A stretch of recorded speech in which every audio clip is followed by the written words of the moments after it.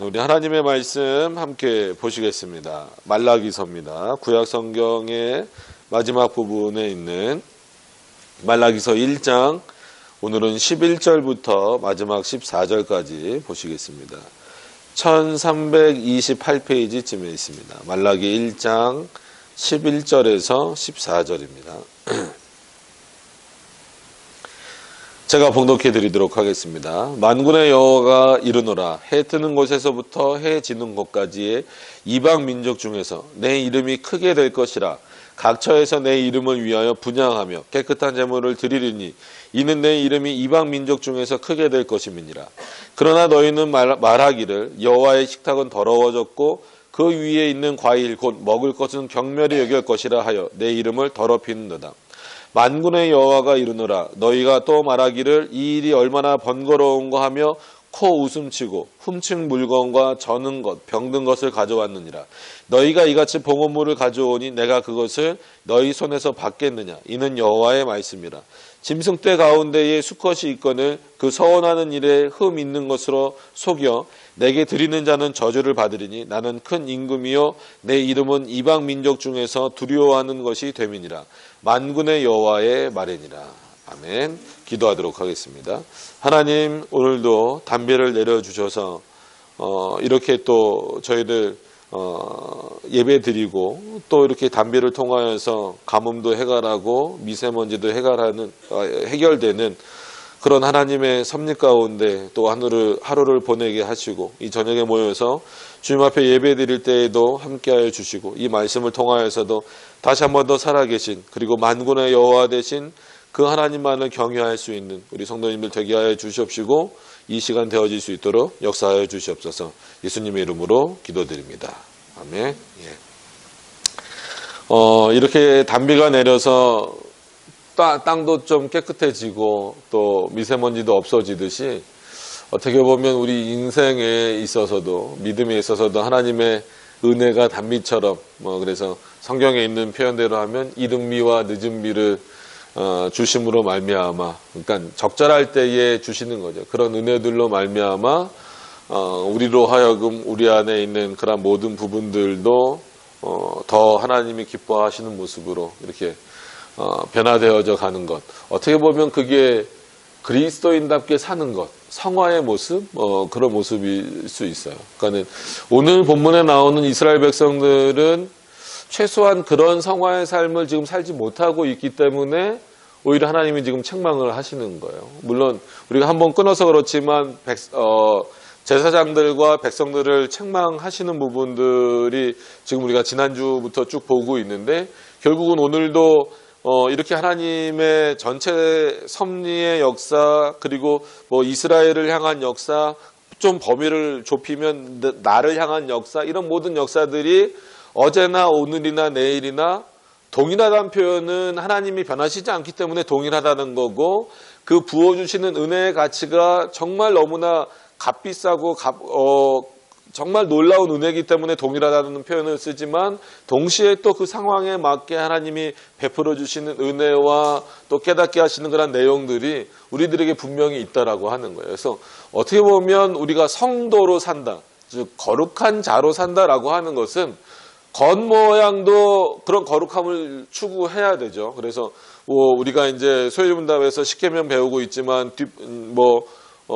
이제 좀 뒷부분으로 가다 보면 어떤 모습으로 좀 거룩해져야 되는가란 실제적인 내용들을 우리가 또 다루게 되겠지만 이제 그렇듯이 겉모양도 마찬가지지만 우리의 속사람도 하나님이 기뻐하시는 모습으로 점점 더 하나님께로 가까이 갈 수 있어야 된다라고 하는 거예요. 그러니까 그런 부분들이 없을 때에는 그러니까는 구원의 여부와 상관없이 그러니까는 이런 본문들을 보면 그러면 이 당시 이렇게 책망받았던 제사장들이나 이스라엘 민족은 그럼 하나님이 버리신 겁니까?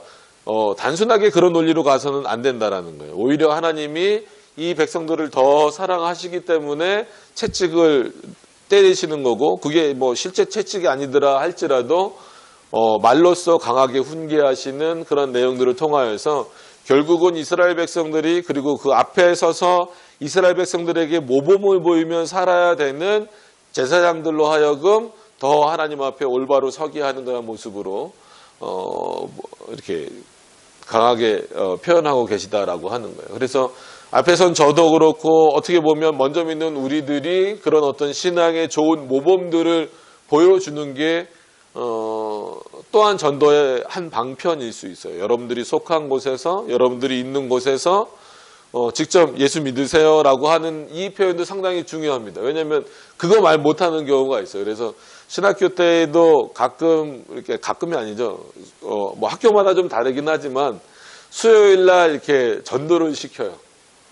그러면 저도 이렇게 나가서 전도를 그러면 입이 안 떨어지고 누굴 만나서 예수 믿으세요 이 말 한마디 하는 게 그렇게 쉽지 않더라고요. 그래서 입을 열어서 실제로 예수를 믿으세요, 예수님 믿으세요라고 하는 이 표현도 굉장히 좋고 훌륭하고 반드시 우리가 해야 될 일이지만 그냥 일상생활 속에서 우리의 삶 속에서 어떻게 보여지느냐, 그냥 우리들의 삶이 그 모습을 통해서도 하나님은 충분히 자신을 우리를 통해서 드러내시는 분이다라고 하는 것을 기억을 하셨으면 좋겠습니다. 그러니까는 어떻게 보면 오늘 여전히 지난주와 이어서 보여지는 이 제사장들과 또 이스라엘 백성들의 모습에는 그런 모습이 보이질 않는 거예요.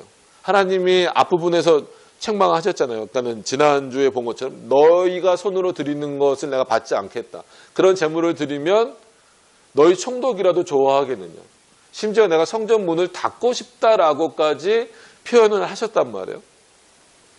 그럼에도 불구하고 이스라엘 백성들 그리고 앞에 서 있는 제사장들이 돌아오지 못하고 여전히 하나님을 원망하고 그 원망 정도가 아니라 마치 하나님을 경멸하듯이 하는 그 표현들 그런 표현들을 쓸 때 하나님께서 이제 가장 복음의 기초가 되고 시작이 되고 파운데이션이라고 해야 될까요? 근본이 되는 그런 어떤 바탕을 다시 한 번 더 설명해 주시는 거예요. 그러니까는 그런 차원에서 오늘 제목을 만군의 여호와라 이렇게 정했습니다. 그러니까는 이거는 구약에 자주 나오는 표현이기도 하고 성도님들이 아시겠지만 하나님이 자신을 표현하는 몇 가지 그 표현 방식 중에 자주 표현하시는 방식 중에 하나가 바로 뭐예요? 나는 만군의 여호와라 이거예요. 이거를 단순히 그냥 어떤 군대 아니면 전쟁의 주관자 요 정도로만 이렇게 좁혀서 이해하시지 말고 이 세상의 통치자로서 이 세상의 모든 실제 실권이라 그러죠. 모든 권한을 가지신 분으로서 자신을 드러내시는 방식이 바로 만군의 여호와다라고 하는 거예요. 그러니까 오늘 본문은 무슨 전쟁이나 이런 것과 상관이 없는 거잖아요. 그럼에도 불구하고 이스라엘 백성들을 향하여서 너희가 지금 경멸하고 너희가 그 이름을 더럽혔던 여호와가 누구냐면 바로 만군의 여호와다. 감히 만군의 여호와의 이름인 내 이름을 너희가 함부로 할 수 있느냐? 지금 그 책망을 오늘 이제 하시는 거예요. 그래서 11절에 가서 보시면 이렇게 시작을 합니다. 만군의 여호와가 마지막에도 이렇게 오늘 본문으로서 마지막에도 만군의 여호와 이렇게 또 마무리가 되지만 11절에도 시작을 이렇게 하고 계세요. 만군의 여호와가 이르노라 해 뜨는 곳에서부터 해 지는 곳까지. 여러분 이 경계가 어딜까요? 그러니까는 그런 경우 있어요. 이렇게 저희는 이제 어린이집도 했었고 지금 초등교실도 좀 하고 있으니까 아이들한테 물어보면 해가 몇 개야? 달이 몇 개야? 그러면 물론 조금 빨라서 하나라고 하는 애들도 있어요. 근데 가끔 물어보면 달이 한 3개요, 4개요. 왜요? 자기 집에서도 보이고 길거리에서도 보이고 저기서도 보이니까 그 달이 다 다른 줄 아는 거예요. 그래서 실제로 초등학교 그 문제에 달이 몇 개입니까 하고 이렇게 보여줘요. 이렇게 그림이 집에서 보는 달, 이렇게 길거리에서 보는 달, 이렇게 보여줘요. 그럼 대부분도 아니에요. 아이들이 그냥 1개 이렇게 쓰는데 의외로 2개, 3개가 그림 보여지는 대로 이렇게 쓰는 경우가 있어요. 그러니까 왜 이런 말씀을 드리냐면 성경에서도 지금 오늘 하나님이 자신을 한 번 더 소개하시는 거예요. 그러니까 만군의 여호와라고 말씀하시면서 그럼 이 만군의 여호와인 내가 어떤 존재냐라는 것을 한 번 더 우리가 이해하기 쉽도록 설명하시는 게 해 뜨는 곳에서부터 해 지는 곳까지라는 거예요. 그럼 단순히 우리나라로 비교하면 예를 들어서 정동진, 아니면 어디 이렇게 잘 보이는데 거기만 의미할까요? 해 뜨는 데서부터 해 지는 데. 그러면은 이 의미는 최소한 어디겠어요? 지구는, 온 우주는 아니라 할지라도 지구는, 그리고 너희들이, 우리가 살고 있는 이 세상은, 물론 전체적인 의미로 보면 온 우주는 바로 누구 통치 아래 있다라는 거예요? 나 만군의 여호와의 통치 아래 있다라는 거예요. 그러니까 이런 어떤 그 자연을 통하여서도 하나님 자신을 드러내시는 거예요. 그래서 이런 본문을 보고 우리가 쓰는 게 하나님 앞에서는 숨을 곳이 없어요. 여러분, 사람 앞에서는 숨을 수 있습니다. 그죠? 그래서 숨바꼭질도 하고 막 그러잖아요. 이렇게 게임 같은 것도 하고. 근데 하나님 앞에서는 숨을 곳이 없어요. 그런 하나님 앞에 마치 숨으려고 하는 행동 자체가 창조 때부터 있었잖아요. 그러니까 아담과 하와가 선과 악을 알게 하는 나무 열매를 따먹고 난 이후에 물론 타락하기도 했고 벗은 게 부끄러워지기도 했지만 결국은 아담아 내가 어디 있느냐라고 하신 이유는 뭐예요? 누구 앞에 숨었기 때문이에요? 하나님 앞에 숨었기 때문이잖아요. 이게 인간의 본성에 있어요. 그래서 꼭 그거를 하나님이라고 인식하지 않는다 할지라도 숨으려고 그래요. 그러니까 신적 존재로부터 숨으려고 하고, 그러니까 세상 사람들의 표현입니다. 우리는 신적 존재 이런 표현을 안 쓰지만, 그리고 성도가 된 이렇게 이후에, 그리스도인이 된 이후에도 하나님으로부터 숨으려고 할 때가 많아요. 여러분, 만약에 내가 하나님 앞에 뭔가를 잘못했으면 하나님 앞에 오히려 더 나아가는 게 성도의 모습이어야 되는 거예요. 지금 이 제사장들이나 이스라엘 백성들은 어때요? 이 모습이 어떤 방식입니까? 이게 바로 숨는 방식이에요. 그러니까 숨는 게 아니라 이거 마치 하나님께 대드는 거 아닙니까? 라고 표현하잖아요. 그러니까 하나님의 식탁을 경멸한다라는 이 표현 자체가 결국은 나는 하나님을 인정하지 않는다라는 방식이에요. 그러니까 숨는다는 게 꼭 저런 구석에 숨고 안 보이게 숨고 이런 것보다도 하나님을 부인하고 부정하고 이런 모든 것들도 하나님으로부터 숨는 행위에 다 들어간다라고 하는 거죠. 그러니까 세상 사람들은 여기에 걸릴 수밖에 없고 우리도 자칫 잘못하면 이런 부분들이 늘 우리 옆에 있다라는 것을 생각을 하셔야 된다라는 부분들입니다. 그래서 보시면 이방 민족 중에서 내 이름이 크게 될 것이라. 마치 이 표현만 보면 하나님이 이스라엘 백성들이 미워서 마치 이스라엘 백성들을 버리고 이방 민족을 새로 택하신 것처럼 보이지만 그렇지 않죠. 정말 너희가 부르고 있는 그 하나님이라고 하는 이 이름은 너희들에게만 높임을 받아야 되는 차원이 아니라 이방 민족에게서도 높임을 받을 것이다라는 거예요. 그리고 실제 그러실 거고 이 일이 결국은 궁극적으로 예수 그리스도를 통해서 이루어지고 또 지금 전 세계적으로 복음이 전파되는 이러한 모든 모습들을 통하여서 결국은 민족적 이스라엘에게만 국한되어진 하나님이 아니다라고 하는 것을 이때부터 이 말라기에서부터 하나님은 깨우쳐주고 계시는 거예요. 그러니까 이스라엘 백성들의 잘못을 통하여서 그 잘못만 책망하시는 수준에서 끝나는 것이 아니라 거기서만 너희들 생각하지 말고 더 나아가서 나는 누구냐면 이 모든 세상에서 나로부터 숨을 곳이 없는 이 모든 세상에서 영광을 받고 내 이름이 높여질 그런 존재다라고 하는 거예요. 여러분 그것을 기억을 하시기를 바랍니다. 그래서 이방 민족 중에서 내 이름이 크게 될 것이라 각 처에서 내 이름을 위하여 분향하며 깨끗한 재물. 왜냐하면 그 앞에 보시면 우리가 지난 시간에 살펴보았던 것처럼 저는 것, 병든 것, 악한 것 이런 것들을 막 오히려 이스라엘 백성들이 가지고 왔었잖아요. 근데 이방 민족은 안 그럴 것이다라고 하는 거예요. 그러니까 이 얘기는 뭐예요? 이방 민족은 단순히 안 그럴 것이다 이게 아니죠.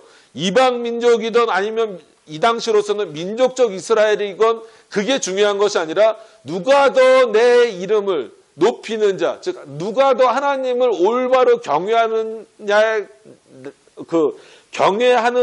그 여부에 따라서 그 드리는 제물과 분향이 깨끗한 것이냐 더러운 것이냐로 나눠진다라는 거예요. 늘 말씀드렸지만 구약 백성들은, 그리고 심지어 지금 이스라엘 백성들조차도 여전히 어느 사고에 빠져 있어요. 민족적 이스라엘로 하나님이 택하셨다라는 것을, 그런 차원에서의 선민의식은 굉장히 좀 위험스러운 거죠. 가지고 있기 때문에 오히려 예수 그리스도를 배척하는 모습도 있었고, 그런 모습들이 많이 보여진 거죠. 그러나 지금 우리는 누가 진짜 어떻게 보면 하나님의 백성이고 아브라함의 자손입니까? 하나님이 택하신 자고 하나님을 믿는 자, 그 삶에서 고백하고 그 하나님을 경외하는 자다라는 거죠. 그런 차원에서 볼 때 결국은 모든 곳에, 너희 말고도 어느 곳에서든지 누가 있다라는 거예요? 내 백성이 있다라는 거예요. 나를 만군의 여호와로 인정하고, 나를 만군의 여호와로 경외하고, 나를 만군의 여호와로 경배하는 자들이 있다. 오히려 그들이 나에게 드리는 제사가 너네가 지금 나에게 드리는 제사보다는 훨씬 깨끗하고 좋다라고 하는 거예요. 여러분, 오히려 그래서 그만큼 하나님을 섬기는 데 있어서 보여지는 것도 중요하지만 그 보여지는 것이 다가 아닐 수 있다라고 하는 거예요. 그래서 교회가 의식화되고 아니면 형식화되면은 늘 이런 위험성에 빠져 있는 겁니다. 아, 우리는 제대로 드렸어, 올바로 드렸어 라고 말하지만 결국은 그 마음 중심에 하나님을 실제적으로 경외하고자 하는 마음이 없으면 이방 민족만 못해진다라고 하는 거예요. 지금 하나님 여실히 그런 내용을 보여주고 계시는 겁니다. 그래서 깨끗한 제물을 드리니 이는 내 이름이 이방 민족 중에서 크게 될 것임이니라. 이것을 단순히 그냥 복음의 확장 정도로만 이해하시면 안 됩니다. 물론 그런 이해도 있어요.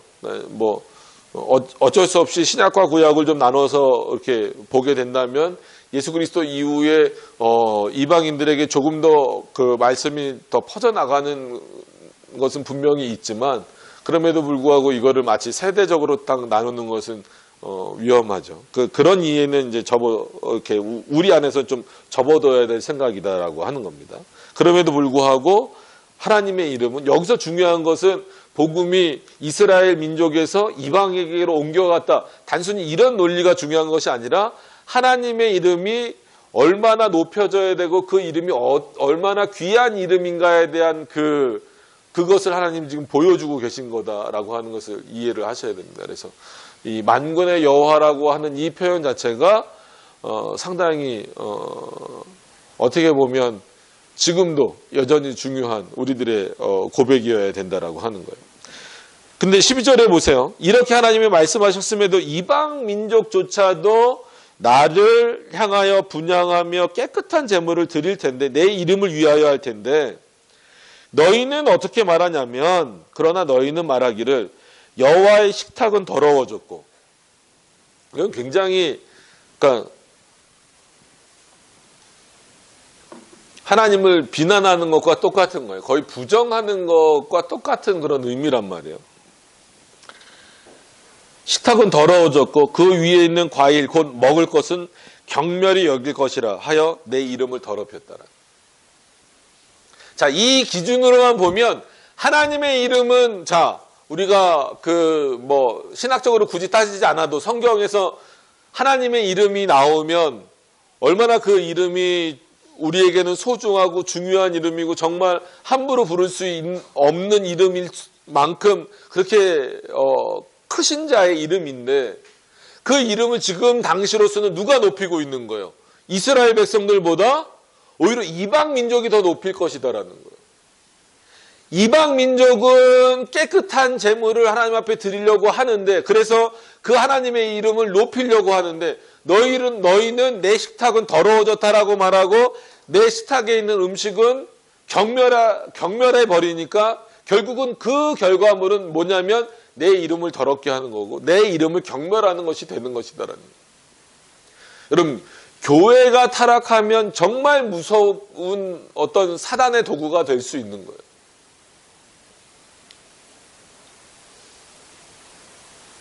특히나 개혁교회는 이런 부분에서 조심해야 됩니다.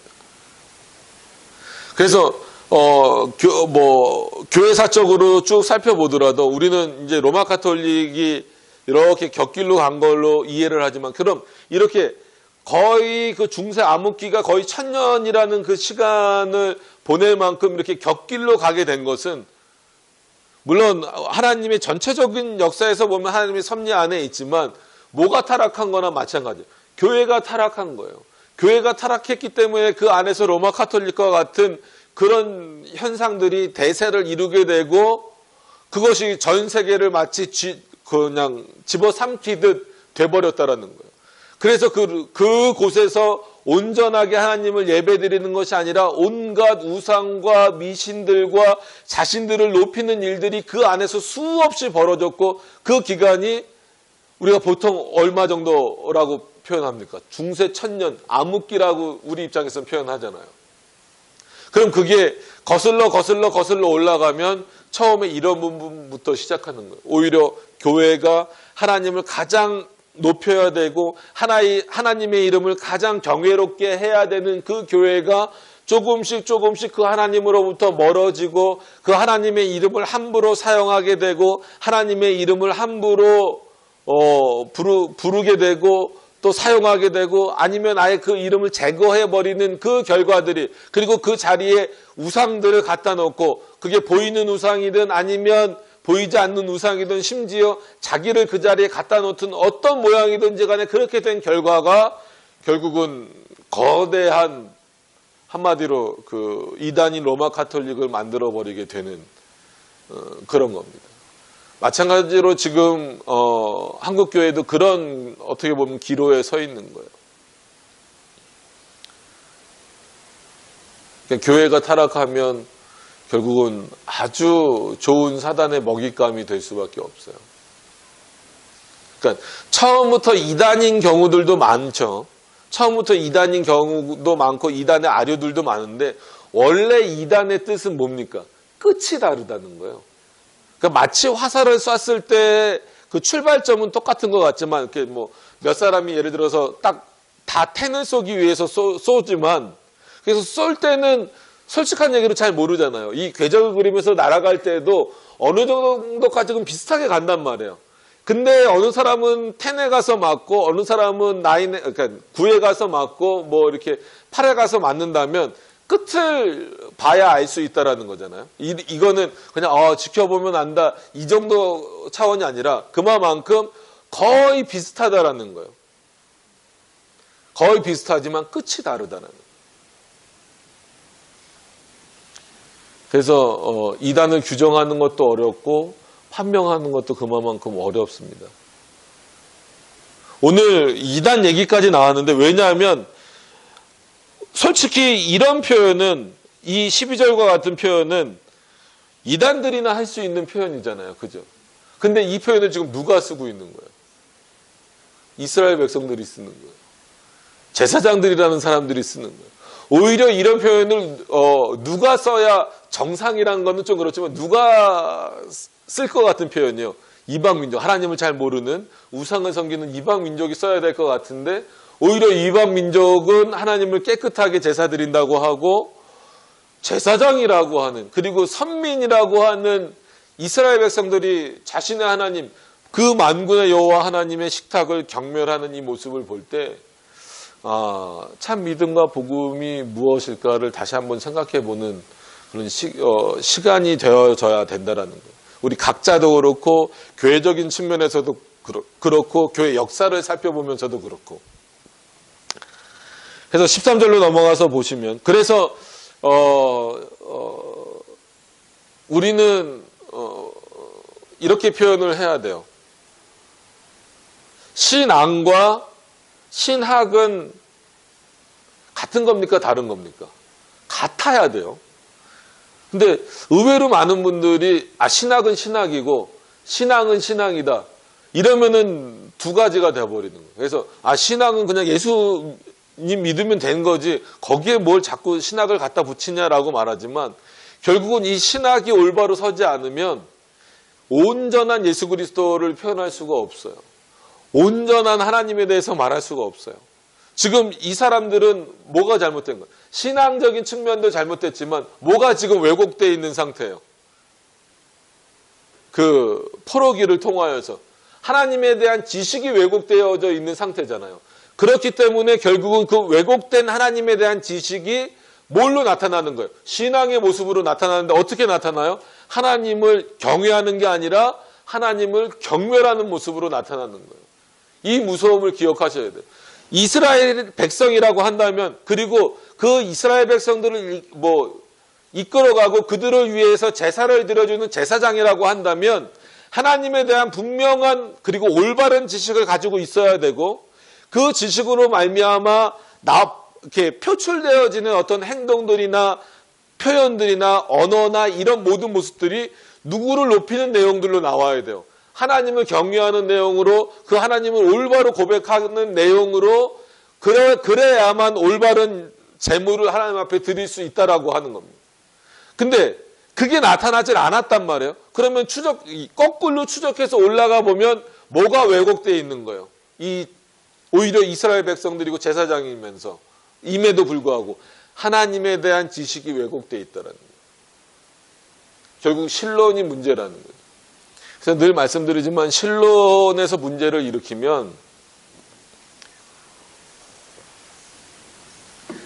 그 신앙은 올바로 자랄 수가 없어요. 그래서 예수 믿으세요라고 하는 것도 단순히 이건 구속사적인 문제가 아니라 신론의 문제입니다. 왜냐하면 예수 그리스도도 누구예요? 하나님이시란 말이에요. 그래서 13절로 가서 보시면 이 왜곡된 모습이 얼마나 더 나타나냐면, 만군의 여호와가 이르노라. 그러면 이 얘기를 말라기 선지자를 통하여서 하시는 의도가 뭘 것 같아요? 한번 여러분 성도님들 한번 생각해 보세요. 이스라엘 백성들이 만군의 여호와라는 단어를 모를까요? 모르진 않을 거란 말이에요. 그럼에도 불구하고 지금 하나님이 말라기 선지자를 통하여서 계속 뭐를 반복하게 하시는 거예요? 만군의 여호와를 반복하게 하시는 거예요. 이제는 알겠어요. 하나님이 만군의 여호와인가 알겠으니까 그냥 얘기하세요라고 할 정도로, 이제 그렇게 표현하진 않았지만 할 정도로 계속해서 만군의 여호와라는 게 언급되는 거예요. 그러니까 출애굽기나 이런 부분에서 내가 너희를 구원하여 낸 자다라는 표현이 계속 언급되듯이 오늘 본문에서도 만군의 여호와가 이르노라. 너희가 또 말하기를 이 일이 얼마나 번거로운고. 와, 뭐가 번거롭다는 거예요? 제대로 된 제사를 지금 드리고 있지 않음에도 불구하고 그나마 그 제사 자체도 어떻다는 거예요? 번거롭다는 거예요.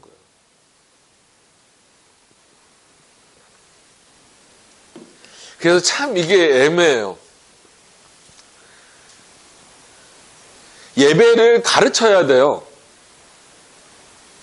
이건 상당히 중요한 부분입니다. 어린 아이들에게도 예배를 잘 드리도록 가르쳐야 돼요. 초신자에게도 예배를 잘 드리도록 가르쳐야 돼요. 근데 이게 어느 정도 또 시간이 지나고 어느 정도 또 수준이 올라와서 습관처럼 돼버리면 이것도 또한 문제라는 거예요. 그러니까 예배를 안 가르쳐서 하나님을 제대로 경외하지 못하게 하는 것도 문제입니다. 근데 그냥 예배 드리는 게 마치 습관처럼 돼버리는 것도 문제인 거예요. 그러니까 어떤 현상이 나타나는 거예요? 지금 이 제사장들은 번거롭다라는 표현까지 쓰는 거예요. 여러분 오늘 오실 때 번거로우셨어요? 녹화는 실명이 결혼되면 안 되는데 이거는 실명이라고 잘 못 들을 것 같아. 왜냐하면 이름 자체가 우리가 워낙 많이 하는 거니까. 우리 찬성 형제 누가 봐도 상관없죠, 그죠? 어디 잡혀가고 그럴 거 없죠. 오는 길이 비가 와서 좀 번거로웠어요? 예배 드리러 가는데 이 비는 왜 이렇게 하필이면 오늘 오는 거야? 그럼 그 비를 누가 주셨어요? 하나님이 주신 거예요. 제가 그 예배 전에 우스갯소리로 그래서 말씀드렸는데, 예전에 있던 교회에서도 설교하고 그럴 때, 저 설교할 때는 좀 이렇게 나와서 성도님들의 좀 분위기도 한 번씩 보고 그러는데, 폭설이 온 날이 있었어요. 목사님 나가셨을 때 폭설이 온 날도 있고, 제가 이렇게 경인고속도로를 지나가는데 옆차가 지나가니까 제 차를 덮쳐요. 여러분 이게 되게 위험한 겁니다. 그럼 제 차가 돌 수도 있고 순간적으로 큰 차가 옆에 덮쳐서 이 물이 넘어오면 고속도로를 그렇게 만들면 안 되는데 우리나라는 뭐 워낙 도로가 다 그러니까 제가 물속에 들어간 거랑 똑같아요. 이거 아무리 와이퍼 이렇게 해도 안 보입니다. 그러면서 왔어요. 그러니까는 성도님들도 마찬가지예요. 툴툴거리면서 오늘 하필이면 정말 눈이 오고 그래서 이제 다 보고 있다가 설교하러 딱 올라가서 여러분 오늘 교회 들어오실 때 기쁜 마음으로 들어오신 분들도 있지만 불평하시면서 들어오신 분들도 있죠. 폭설이 왔을 때는 그런 분까지 있어요. 뭐 예배 드리러 오는데 더럽게 눈이 많이 오네. 그럼 그렇게 더럽게 눈이 많이 오게 하신 분이 바로 오늘 여러분들이 예배 드리셔야 될 하나님이시라고. 그 말 한마디가 어떻게 보면 나중에 성도들이 미처 그 부분을 연결을 못 시켰다는 거예요. 근데 여러분 생각해 보세요. 그만큼 하나님과 우리는 밀접해요. 이 비도 우리 머리 위에만 내리는 건 아니잖아요. 택자들 머리 위에만 내리는 건 아니잖아요. 보편적으로 하나님의 은혜지만 우리는 이것을 통하여서 조금 오늘 오실 때 불편하실 수는 있었을 거예요. 조금 더 무서우실 수는 있었을 거예요. 비 오는데 이 껌껌한데 뛰고. 그럼에도 불구하고 이거는 누가 주시는 거예요? 만군의 여호와가 주시는 거예요. 그게 나에게 있어서 좀 어떤 좀 불필요하다라거나 아니면 좀 이렇게 뭐라 그럴까요? 이렇게 싫은 일이라 할지라도. 그러니까 예배도 마찬가지다라는 얘기예요. 이게 어느 정도 시간이 지났을 때 과연 내가 예배를 습관처럼 번거로움에도 불구하고 목사라서 아니면 어느 직분이라서 번거롭지만 그래도 내가 나가야 되는 이런 차원으로 가면 안 된다는 거예요. 왜냐하면 지금 이 말을 하는 사람들이 누구라는 거예요? 일반 이스라엘 백성들도 그렇지만 제사장들이 그러는 거예요. 제사장이 해야 될 일은 뭔데요? 그렇죠. 예배 드리는 거고 제사 드리는 거잖아요. 근데 그거를 번거롭게 여기면 하나님이 자기에게 맡겨준 일을 번거롭게 여긴다라는 거예요. 오히려 하나님은 우리를 위하여 사시는 일을 번거롭게 여기지 않으신다라는 거예요. 만약에 하나님이 우리에게 부어주실 은혜를 번거롭게 여기신다면 여러분 이건 엄청난 겁니다. 하나님의 은혜가 없이는 우리는 살 수가 없단 말이에요. 근데 우리는 그런 은혜를 오늘도 받았고 어저께도 받았고 내일도 받을 거예요. 우리가 인식했든 못했든 간에. 그런데 그런 하나님 앞에서 그런 하나님께 얼마나 제사를 드려봤자 오래 드리고 많이 드린다고 번거롭다는 표현을 쓸 수 있냐는 거예요. 지금도 그래서 예배의 많고 적음이 중요한 게 아닙니다.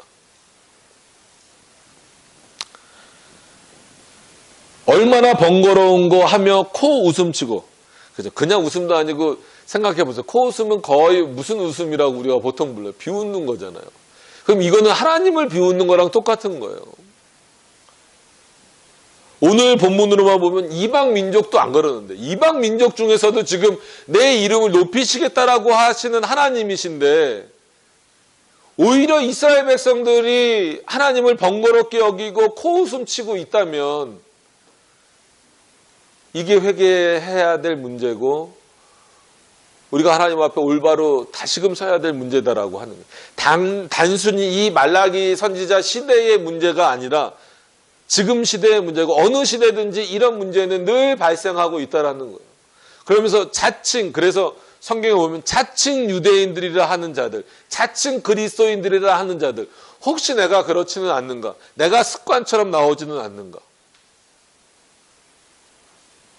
저를 예를 들면 습관처럼 예배 준비를 하고 있지는 않는가? 늘 표현하면서도 설교를 얼마나 제가 많이 했겠어요. 그러니까 이 본문 전에 했던 것처럼 이렇게 하면 되겠지. 번거롭게 뭘 새롭게 준비해. 혹시 난 그러지 않는가? 늘 되돌아보지 않으면 나도 모르게 번거롭다라는 표현이 나올 수 있어요. 그러니까 그게 입술로 나오지 않더라도. 코웃음 치고 훔친 물건과 저는 것, 병든 것을 가져왔느니라. 절대 하나님 앞에 드릴 수 없는 것들이죠. 이방 민족도 어떻게 드리는데? 깨끗한 것으로 드리는데.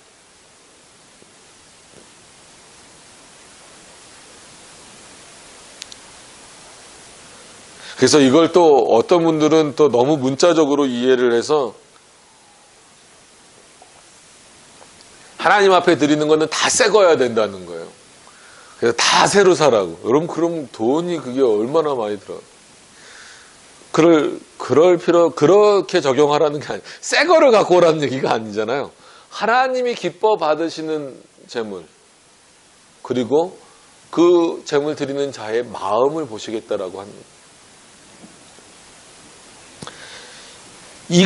너희가 이같이 봉헌물을 가져오니 내가 그것을 너희 손에서 받겠느냐? 내가 받겠느냐? 이방 민족보다도 못한 재물을 가지고 나오는데, 그러면 단순히 재물이 깨끗하고 더럽기 때문에 하나님이 깨끗한 걸 받아주신 거예요? 물론 그런 의미도 있겠지만 더 본질적인 거는 뭐예요? 그 마음속에 하나님을 실질적으로 그리고 실제적으로 경외하고 있느냐? 그 하나님을 만군의 여호와로 인정하고 있느냐? 그 이름을 내가 높이고 있고 내 공동체에서 높이고 있고 내 삶 속에서 높여드리고 있느냐? 실제로 하나님은 우리와 상관없이 스스로 높으신 분이에요. 그의 이름은 높아져 있는 이름이에요. 근데 함부로 우리가 그의 이름을 경멸히 여길 수 있느냐? 그럴 수 없다라는 겁니다.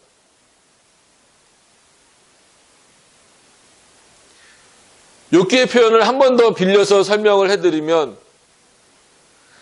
하나님의 이름은 이미 하나님 존재 자체로 그 이름은 영광 받고 계신 분이에요.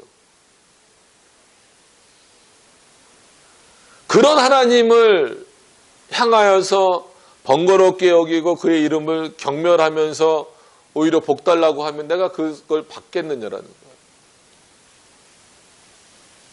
여러분, 하나님 앞에 어떤 마음을 가지고 나와야 하는가를 늘 마음속에 새기셔야 된다라는 거예요. 내가 그것을 너희 손에서 받겠느냐? 이는 여호와의 말이니라. 나 말라기의 말이 아니라 여호와의 말이니라. 내 말로 듣지 말고 누구 말로 들으라는 거예요? 여호와 하나님. 오늘 본문으로 말하면 만군의 여호와의 말로 들으라는 거예요. 너희가 지금 어떤 잘못을 하고 있는지. 그래서 말라기는 이런 구조로 흘러가요. 그래서 여기서부터 이 봉헌물에 대한 말씀이 나오기 때문에 그 3장 후반부인가요? 거기 가서 이제 그 11조가 언급이 되는 겁니다. 근데 많은 분들이 이 앞에 좀 중요하게 봐야 될 부분들은 안 보고 뒷부분에 그냥 이 십계명과 11조와 관련된 부분들만 언급하면서 말라기 그러면 11조 이런 어떤 등식을 만들어 버렸는데 그거는 조금 말라기 전체를 이해하는데 부족함이 있는 표현이다라고 하는 것을 이해하시면서 하나님이 어떤 봉헌물을 받으실까? 그러면 지금으로 말하면 우리가 예를 들어서 뭐 헌금이라고 표현할 수도 있고 헌상이라고 표현할 수도 있고 뭐 예물이라고 표현할 수도 있지만 단순히 그냥 얼마를 내는 것으로 끝나는 것일까? 아니란 말이에요. 그것은 뭐예요? 나를 하나님께 드리고자 하는 그런 의미가 담겨져 있고 그런 신앙 고백이 담겨져 있는 거예요. 그래서 드리는 액수는 그렇게 중요한 건 아닙니다.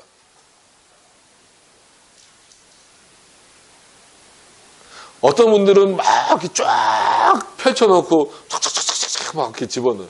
누가 보라는 거예요? 그다음에 이렇게 딱 쫙 상에다 펼쳐놓고 적게 내는 사람 주눅 들게. 그죠? 오히려 겸손하게 더 낮은 자세로 드리면서 어떤 마음이 있어야 돼요? 이 예물을 드리는 것처럼 내 자신도 하나님 앞에 드립니다. 물론 이제 구약의 제사를 반복하는 형식은 아니지만 내 삶을 전체로 하나님 앞에 기쁨으로 드리는 삶을 살겠습니다. 이거를 매주일 우리가 고백하는 거죠. 그게 제대로 된 헌상의 개념이죠. 예물의 개념이고.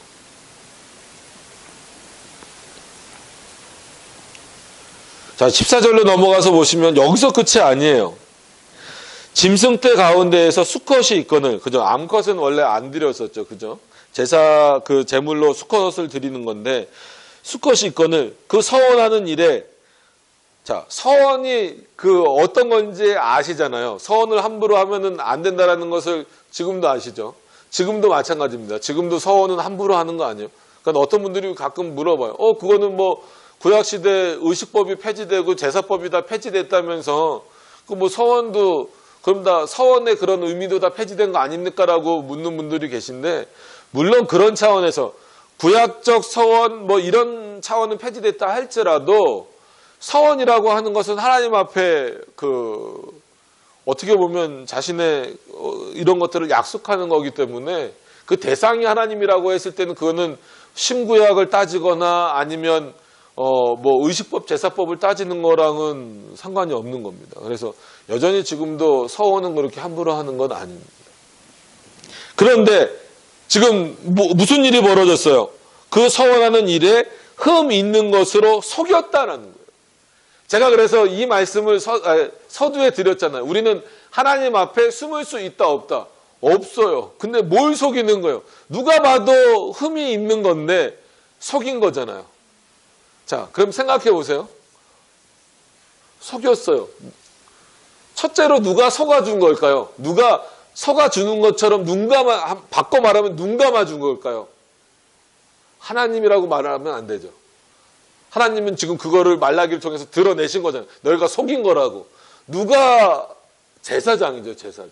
여러분, 이게 엄청난 타락이라는 거예요. 말씀드렸잖아요. 제사장이 지금 제사장부터가 하나님에 대한 경외심이 있는 상태예요, 없는 상태예요? 없는 상태예요. 그렇기 때문에 서원을 하러 제물을 가지고 왔는데 그게 결과적으로 놓고 보니까 뭐가 있는 거예요? 흠이 있는 거란 말이에요. 그러면은 누구 선에서 걸러져야 돼요, 그게? 제사장 선에서 걸러져야 되잖아요. 근데 지금 걸러졌다는 거예요, 안 걸러졌다는 거예요? 안 걸러지고 속였다라는 거예요. 궁극적으로는 하나님을 속인 거지만 1차적으로 그게 흠이 있으면 누가 발견할 수밖에 없어요? 제사장이 발견할 수밖에 없죠. 그러면은 제사장이 누구를 책망해야 돼요? 너 서원을 하려고 한다면서 이런 점을 가져오면 안 된다라고 백성을 깨우쳐줘야 될 거 아니에요. 그걸 갖고 온 백성을.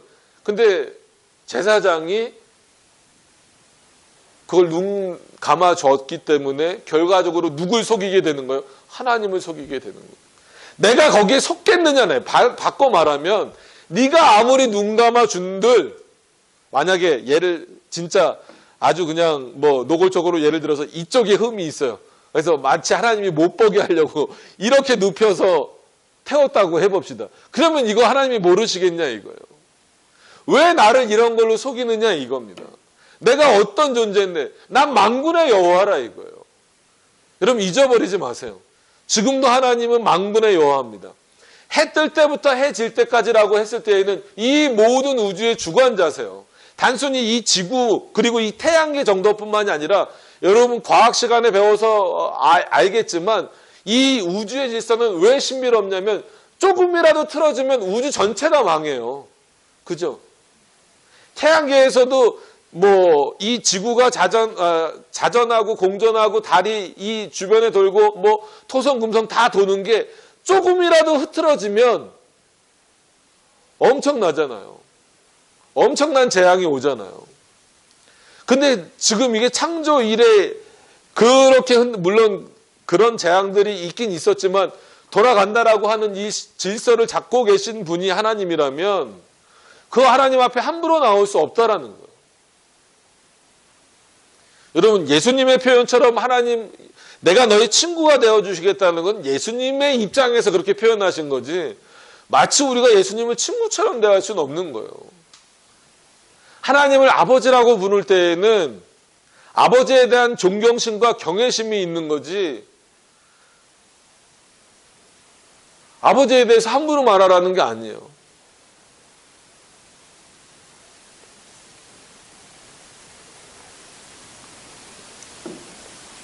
그래서 예전에 유초등부 학생부 맡았을 때 부모님에게 존댓말 쓰기 이거 훈련시켰었어요. 왜냐면 좀 경외함을 가지라고. 왜냐면 이게 하나님 아버지 이 부분하고도 약간 좀 연결이 어느 정도는 되니까 그래요.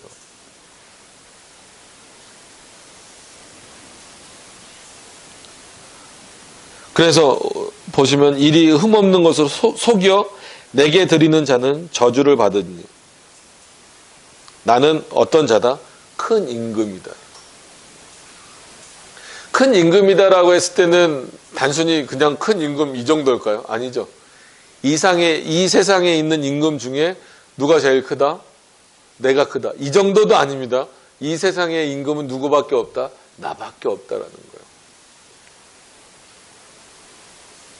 그래서 설교 시간에 뭐 이런 표현을 좀 신학적 표현을 끌고 와서 죄송하지만 최고선이라는 개념이 있어요. 최고선.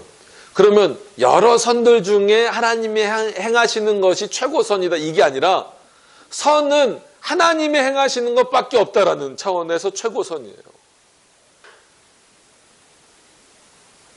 이게 그 조직신학 서론에서 중요한 부분으로 나오는 겁니다.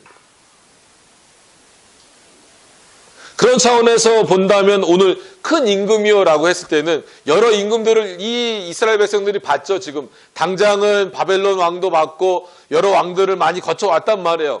그리고 자기네 민족으로서 다윗도 알고 솔로몬도 알고 다 안단 말이에요. 그러니까는 실제 보지 못했어도 다 전해 들었잖아요. 우리가 우리나라로 말하면 세종대왕 알고 또 뭐 좀 우리나라에서 그래도 좀 좋은 왕들 누구 있어요? 그런 사람들 들어서 알고 있단 말이에요.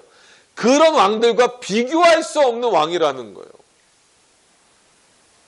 다윗과도 비교될 수 없고 당장 너희가 포로 생활했었던 바벨론 왕과도 비교할 수 없고 솔로몬과도 비교할 수 없는 그런 왕이 그런 임금이 바로 나다라는 거예요. 오히려 그들을 너희들에게 왕으로 세워줬던 자가 바로 나다라고 하는 거예요. 근데 어떻게 나를 속이느냐 이거예요. 재물을 가지고 뭘 하려면서 서원을 하려면서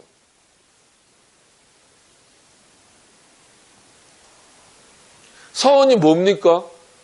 단순히 그냥 내가 이렇게 할 테니까 이렇게 해주세요. 난 이게 되고 싶습니다. 꿈을 얘기하는 정도가 아니잖아요. 나를 하나님 앞에 이런 방식으로 드리겠습니다라고 하는 어떻게 보면 지금으로 이해를 한다 보면 신앙 고백이 들어가 있는 내용이란 말이에요.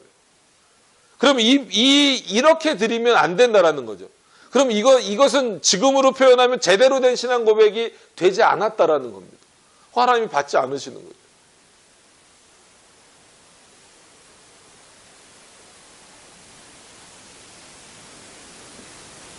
그러면서 또 말씀하시는 거예요. 내 이름은 이방 민족 중에서 두려워하는 것이 됨이니라. 아까 초반에는 오늘 본문으로서 초반인 11절에는 내 이름이 이방 민족 중에서 크게 될 것이다. 그러니까 하나님의 이름은 늘 이런 의미가 있는 거예요. 크고 높고 또 귀하고 중요하고 더 나아가서는 또 때로는 두렵기도 하고. 여러분 하나님은 늘 우리에게 그렇게 다가오는, 저와 여러분들에게 하나님은 위로자이시면서 구원자이시면서 때로는 그 하나님을 경외케 하시는 그런, 또 때로는 책망도 하시고, 그런 차원에서 우리는 그 하나님께 즐겁게 나가야 됨에도 불구하고 되기도 하고 두려움을 가지고, 늘 그 두려움은 무서운 두려움이 아니라고 말씀을 드렸어요. 거룩한 두려움. 여러분 얼마만큼의 거룩한 두려움을 갖고 계십니까? 하나님 앞에 나올 때.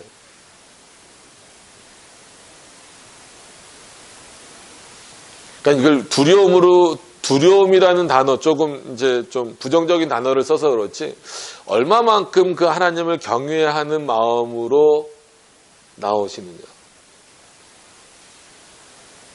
왜 그거를 강조해서 말씀을 드리냐면, 이 지금으로 말하면 예배라고 하는 이 형식이 갖춰져 있는, 이 예배 형식이 갖춰져 있는 이 자리에 나오는 데 있어서도 하나님을 경외하는 마음이 만약에 없다라고 한다면 일상생활 속에서는 하나님을 경외하는 모습이 나타날 수 있겠느냐라는 거예요.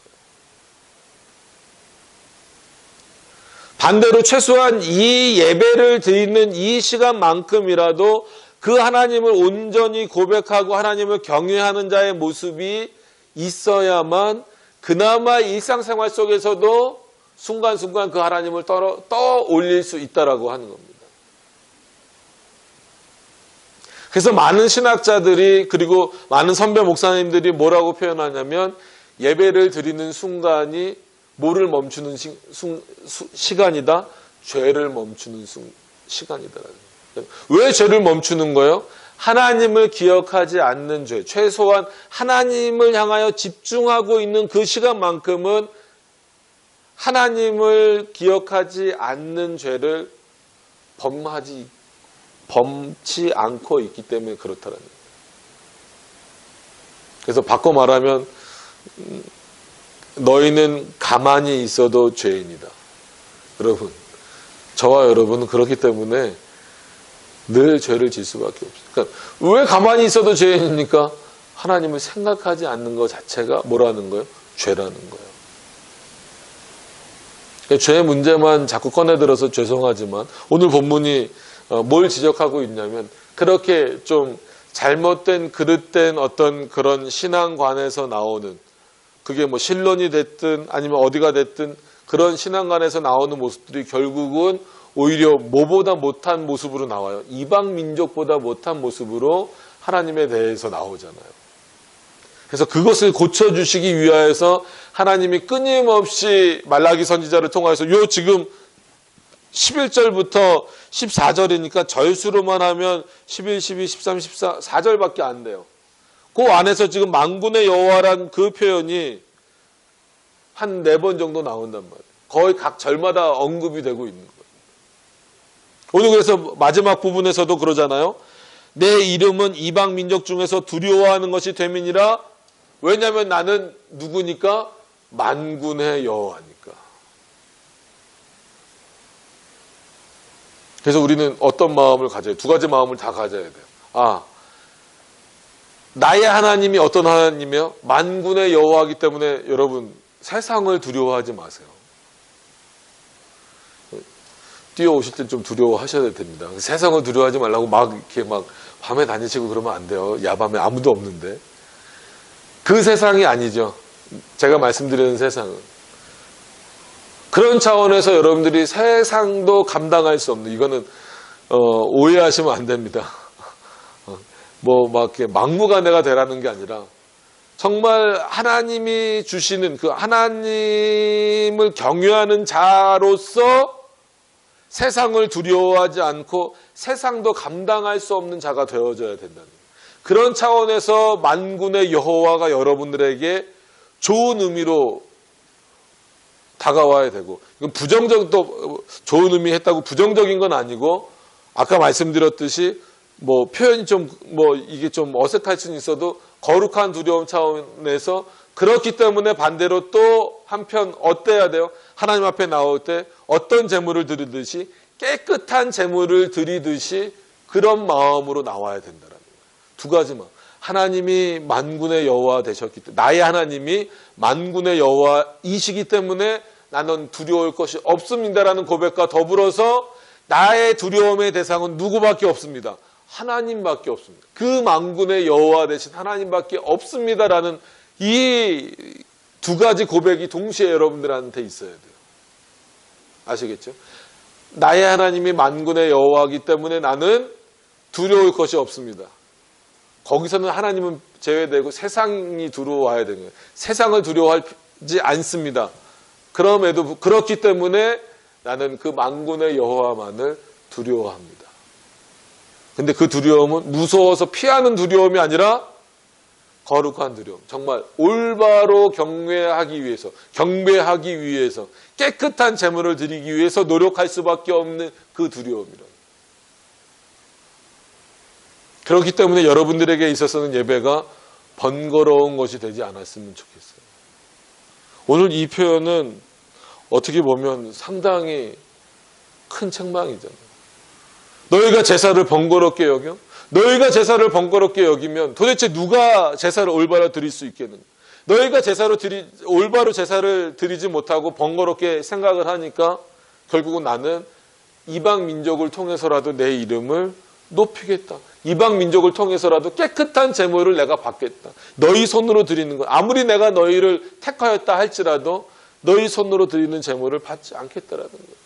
그럼 지금 예배도 마찬가지잖아요. 하나님이 어떤 예배를 받으실까요? 지금은 뭐 그때처럼 뭐 보여지는 것으로 화려한 것은 없다 할지라도 요즘은 교회들이 점점 화려해지고 있어서 개인적으로는 좀 걱정스러워요. 뭐 교회의 크고 작고를 떠나서 예배가 점점 이렇게 좀 뭔가 그냥 진짜 이렇게 성도들은 관중이 돼가는 듯한 느낌이 들 때가 있어요. 저만 그런 느낌을 받나요? 그런 느낌이 있어요. 이렇게 함께 하나님께 예배하고 그 말씀을 나누고 듣고 이런다기보다도 아주 화려하고 멋진 무대를 보는 듯한 그래서 이제 좀 큰 교회를 좀 비판이 아니고 이렇게 비교해서 볼 수밖에 없는 거예요. 이렇게 교회가 커지면 커질수록 성가대도 이렇게 화려하잖아요. 앞에 찬양단도 이렇게 화려하잖아요. 그러니까 성도들이 마치 이렇게 좀 관중이 되는 듯한 느낌이 이렇게 좀 들 때가 많이 있어요. 그런 예배들을 이렇게 보면. 그런 예배를 하나님이 기뻐하실까? 물론 그 속에서도 하나님이 받으시는 부분들이 있으시겠지만 정말 중요한 것은, 그리고 정말 깨끗한 제물이라고 하는 것은, 제물, 즉 지금으로 말하면 예배라고 하는 것은 진짜 이런 삐걱거리는 의자에 앉아서 예배를 드린다 할지라도 하나님을 경외하는 그런 마음과 그런 마음만 있어서는 안 되고 올바로 된 신앙과 거기에 그 신앙을 잘 견고하게 만들어갈 수 있는 신학적 사고가 목회자뿐만 아니라 성도들에게도, 그래서 이건 제 얘기가 아니고 존 칼빈이 그렇게 표현했어요. 모든 신자는 신학자여야 된다. 칼빈이 왜 그렇게 표현했을까요? 오히려 그 요즘 목사님들은 의외로 반대인 경우가 많아요. 성도들 많이 가르치면 위험하다.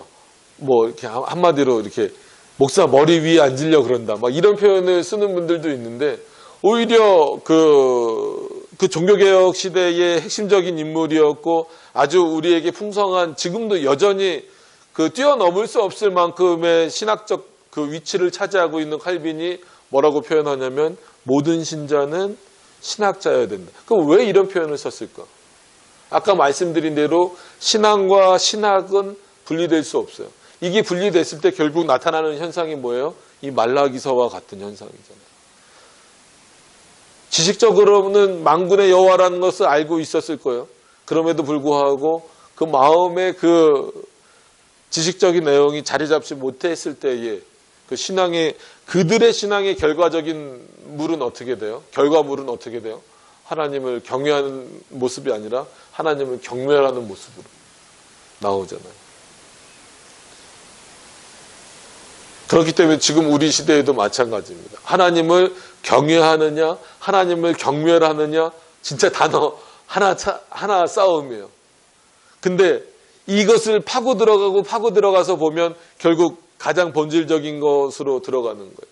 하나님을 어떻게 믿고 있느냐, 어떻게 고백하고 있느냐. 정말 만군의, 오늘 표현대로 만군의 여호와로 고백하고 있느냐. 그것이 내 삶 속에서도, 내 예배 속에서도 제대로 표현되고 있느냐. 제대로 표현되고 있다면 그 사람은 하나님을 경외하는 자이고, 그렇지 않다면 오히려 하나님을 예배한다라는 도구들을 사용해서 하나님을 경멸하는 자가 될 수도 있다라는 거예요. 한 끗 차이처럼 보여지는 이 표현이 어마어마한 그 결과물을 나타낸다라고 하는 것을 보시면서,